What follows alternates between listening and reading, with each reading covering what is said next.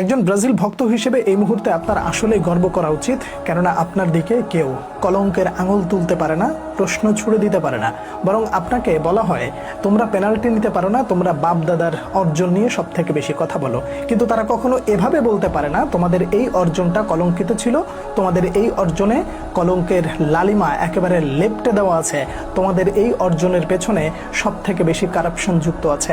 মিশরের বিপক্ষে যে ম্যাচটা গোটা বিশ্ব দেখেছে, শুধু কিছু কিছু জায়গার কিছু কিছু সিদ্ধান্তের কারণে পুরো একটা জিনিস এমনভাবে আড়ালে চলে যাচ্ছে যা সত্যিকার অর্থে স্বীকার করার পাশাপাশি এটাও চোখে আঙুল দিয়ে দেখিয়ে দেয় সত্য কিভাবে হারিয়ে যায় শুধুমাত্র অসত্যের কারণে।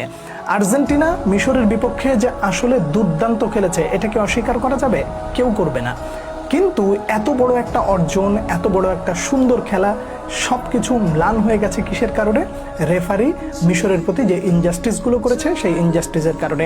এমন জয়ের পর যখন কেউ কেউ পৈশাচিক উল্লাসে মেতে উঠে একেবারে গর্ব করে বলে যে আমাদের টাকা আছে বা মেসির টাকা আছে, সে কিনে নিয়েছে, তোমাদের পারলে তোমরা দেখাও, এই ধরনের উত্তর যখন দেওয়া হয়, তখন আসলে কিভাবে আপনি তাকে বোঝাবেন যে আসলে তোমরা যে আমাদেরকে যে তহমতটা দাও, তোমরা আমাদেরকে যে দোষারোপটা করো, তোমরা পেনাল্টি নিতে পারো না।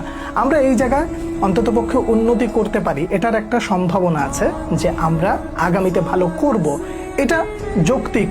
কিন্তু আমরা কখনো সহযোগিতা নিয়ে হোক, কিংবা আমরা করাপশনের সাথে যুক্ত হয়ে হোক, কিংবা আমরা সুবিধা নিয়ে কোনো একটা টুর্নামেন্ট ভালো করেছি কিংবা জয় করেছি, এমন তো আমরা কখনো করিনি। এই কথা যখন আপনি বলবেন, তখন কি কোনো উত্তর আসবে?